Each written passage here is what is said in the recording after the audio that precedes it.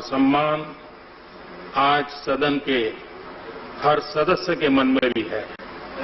ये भाव, ये आत्मीयता हरिवंश जी की अपनी कमाई हुई पूंजी है। उनकी जो कार्यशैली है, जिस तरह सदन की कार्यवाही को वो चलाते हैं, उसे देखते हुए ये स्वाभाविक भी है। सदन में निष्पक्ष रूप से आपकी भूमिका लोकतंत्र को मजबूत करती है। सभापति महोदय, इस बार ये सदन अपने इतिहास में सबसे अलग और विषम परिस्थितियों में संचालित हो रहा है। कोरोना के कारण जैसी परिस्थितियां हैं, उनमें ये सदन काम करे, देश के लिए जरूरी जिम्मेदारियों को पूरा करे, ये हम सबका कर्तव्य है। मुझे विश्वास है कि हम सब सारी सतर्कता बरतते हुए, सारे दिशा निर्देशों का पालन करते हुए अपने कर्तव्यों का निर्वहन करेंगे।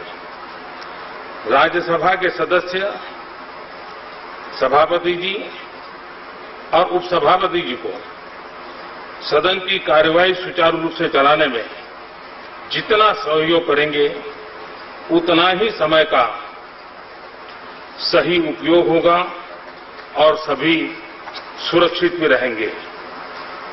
सभापति महोदय, संसद के उच्च सदन की जिस जिम्मेदारी के लिए हरिवंश जी पर हम सबने भरोसा जताया था, हरिवंश जी ने उसे हर स्तर पर पूरा किया है। मैंने पिछली बार अपने संबोधन में कहा था, मुझे भरोसा है कि जैसे हरि सबके होते हैं, वैसे ही सदन के हरि भी पक्ष विपक्ष सबके रहेंगे। सदन के हमारे हरिवंश जी इस पार और उस पार सबके ही समान रूप से रहे, कोई भेदभाव नहीं, कोई पक्ष विपक्ष नहीं। मैंने ये भी कहा था कि सदन के इस मैदान में खिलाड़ियों से ज्यादा अंपायर परेशान रहते हैं। नियमों में खेलने के लिए सांसदों को मजबूर करना बहुत चुनौतीपूर्ण कार्य है। मुझे तो भरोसा था कि एम्पायरिंग अच्छी करेंगे, लेकिन जो लोग हरिवंश जी से अपरिचित थे, हरिवंश जी ने अपनी निर्णायक शक्ति, अपने फैसलों से उन सबका भी भरोसा जीत लिया। सभापति महोदय, हरिवंश जी ने अपने दायित्व को कितनी सफलता से पूरा किया है, ये 2 साल इसके गवाह हैं। सदन में जिस गहराई से बड़े बड़े विधेयकों पर पूरी चर्चा कराई, उतनी ही तेजी से बिल पास कराने के लिए हरिवंश जी कई घंटों तक लगातार बैठे रहे, सदन का कुशलता से संचालन करते रहे। इस दौरान देश के भविष्य को, देश की दिशा को बदलने वाले अनेकों ऐतिहासिक बिल इस सदन में पास हुए। पिछले साल ही इस सदन ने 10 साल में सर्वाधिक प्रोडक्टिविटी का रिकॉर्ड कायम किया है। वो भी तब जब पिछला साल लोकसभा के चुनावों का साल था। ये हर एक सदस्य के लिए गर्व की बात है कि सदन में प्रोडक्टिविटी के साथ साथ पॉजिटिविटी भी बढ़ी है। यहां सभी खुलकर अपनी बात रख पाए, सदन का कामकाज नहीं रुके, स्थगन न हो, इसका निरंतर प्रयास देखा गया है। इससे सदन की गरिमा भी बढ़ी है। संसद के उच्च सदन से यही अपेक्षा संविधान निर्माताओं ने की थी। लोकतंत्र की धरती बिहार से, जेपी और कर्पूरी ठाकुर की धरती से, बापू के चंपारण की धरती से जब कोई लोकतंत्र का साधक आगे आकर जिम्मेदारियों को संभालता है तो ऐसा ही होता है जैसा हरिवंश जी ने करके दिखाया है। जब आप हरिवंश जी के करीबियों से चर्चा करते हैं तो पता चलता है कि वो क्यों इतना जमीन से जुड़े हुए हैं। उनके गांव में नीम के पेड़ के नीचे स्कूल लगता था, जहां उनकी शुरुआती पढ़ाई हुई थी। जमीन पर बैठकर जमीन को समझना, जमीन से जुड़ने की शिक्षा उन्हें वहीं से मिली हुई थी। हम सभी ये भली भांति जानते हैं कि हरिवंश जी जयप्रकाश जी के ही गांव सीता बदियारा से आते हैं। यही गांव जयप्रकाश जी की भी जन्मभूमि है। दो राज्यों उत्तर प्रदेश, बिहार के 3 जिलों आरा, बलिया व छपरा में बंटा हुआ क्षेत्र, 2 नदियां गंगा और घाघरा के बीच स्थित दियारा टापू जैसा। हर साल जमीन बाढ़ से गिर जाती थी, बमुश्किल एक फसल हो पाती थी। तब कहीं जाने अनजाने के लिए और सामान्य रूप से जाने आने के लिए नदी नाव पार करके ही जा सकता था। संतोष ही सुख है।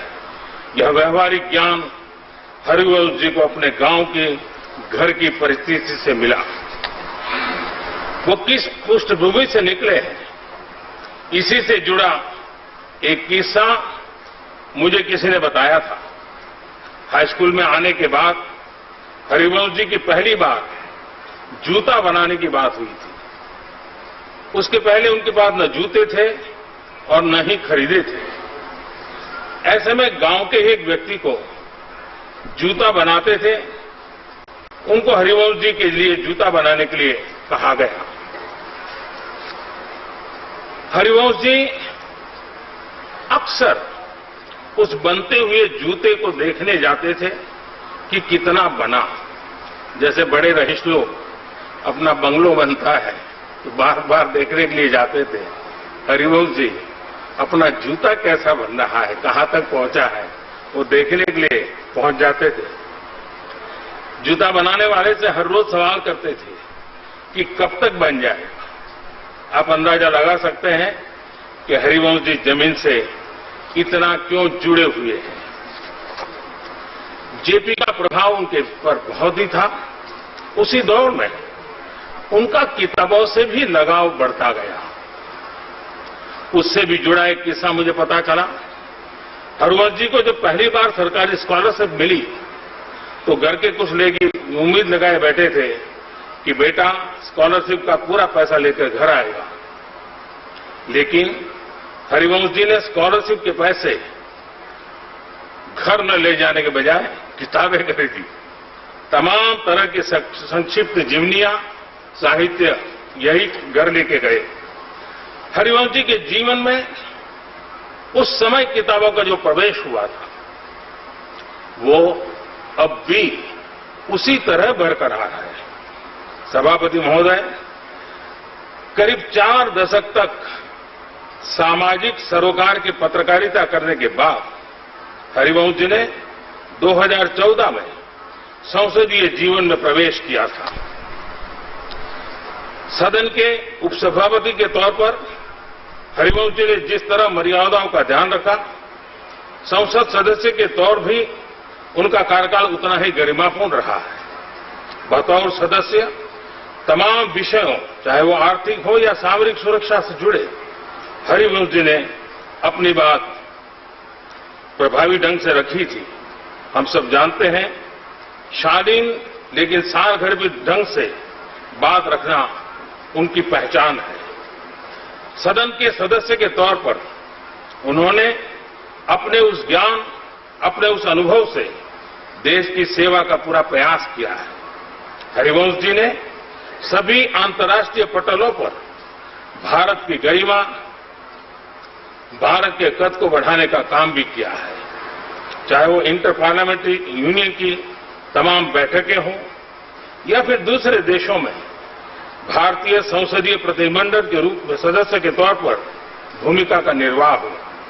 हरिवंश जी ने ऐसी हर जगह भारत और भारत के संसद का मान बढ़ाया है। सभापति महोदय, सदन उपसभापति की भूमिका के अलावा हरिवंश जी की राज्यसभा की कई समितियों के अध्यक्ष भी रहे। ऐसी तमाम समितियों के अध्यक्ष के तौर पर हरिवंश जी ने समितियों के कामकाज को बेहतर बनाया है, उनकी भूमिका को प्रभावी ढंग से रेखांकित किया है। मैंने पिछली बार भी बताया था कि हरिवंश जी कभी बतौर पत्रकार हमारा सांसद कैसा हो, ये मुहिम चलाते रहे। सांसद बनने के बाद उन्होंने इस बात के लिए भरपूर प्रयत्न किया कि सभी सांसद अपने आचार व्यवहार से और कर्तव्यनिष्ठ बने। सभापति महोदय, हरिवंश जी संसदीय कामकाज और जिम्मेदारियों के बीच भी एक बुद्धिजीवी और विचारक के तौर पर भी उतना ही सक्रिय रहते हैं। आप अभी भी देश भर में जाते हैं, भारत की आर्थिक, सामाजिक, सामरिक और राजनीतिक चुनौतियों के बारे में जनमानस को जागरूक करते हैं। इनके अंदर का पत्रकार, लेखक ज्यों का त्यों बना हुआ है। उनकी किताब हमारे पूर्व प्रधानमंत्री श्रीमान चंद्रशेखर जी के जीवन को बारीकी से उभारती है, साथ ही हरिवंश जी की लेखन क्षमता को भी प्रस्तुत करती है। मैं इस सदन का सभी सदस्यों का सौभाग्य है कि उपसभापति के रूप में हमें हरिवंश जी का मार्गदर्शन आगे भी मिलेगा। माननीय सभापति जी, संसद का ये उच्च सदन 250 सत्रों से आगे की यात्रा कर चुका है। ये यात्रा लोकतंत्र के तौर पर हमारी परिपक्वता का प्रमाण है। एक बार फिर से हरिवंश जी, आपको इस महत्वपूर्ण और बड़ी जिम्मेदारी के लिए ढेर सारी शुभकामनाएं। आप स्वस्थ रहें और सदन में भी स्वस्थ माहौल बनाए रखते हुए एक उच्च सदन से जो उम्मीदें हैं उसे पूरा करते रहें। हरिवंश जी को मुकाबला देने वाले मनोज झा जी को भी मेरी तरफ से शुभकामनाएं। लोकतंत्र की गरिमा के लिए चुनाव की ये प्रक्रिया भी उतनी ही महत्वपूर्ण है। हमारा बिहार भारत की लोकतांत्रिक परंपरा की धरती रहा है। वैशाली की उस परंपरा को, बिहार के उस गौरव को, उस आदर्श को हरिवंश जी सदन के माध्यम से और परिष्कृत करेंगे, ऐसा मुझे विश्वास है। मैं सदन के सभी सम्मानित सदस्यों को चुनाव की इस प्रक्रिया में शामिल होने के लिए धन्यवाद अर्पित करता हूं। एक बार फिर से हरिवंश जी को, सभी सदस्यों को हार्दिक बधाई। धन्यवाद। श्री प्रसन्न आचार्य जी। प्रसन्न आचार्य। Others in this house in congratulating Harivansh ji, and for the last 2 years when he was also the deputy chairman of the house,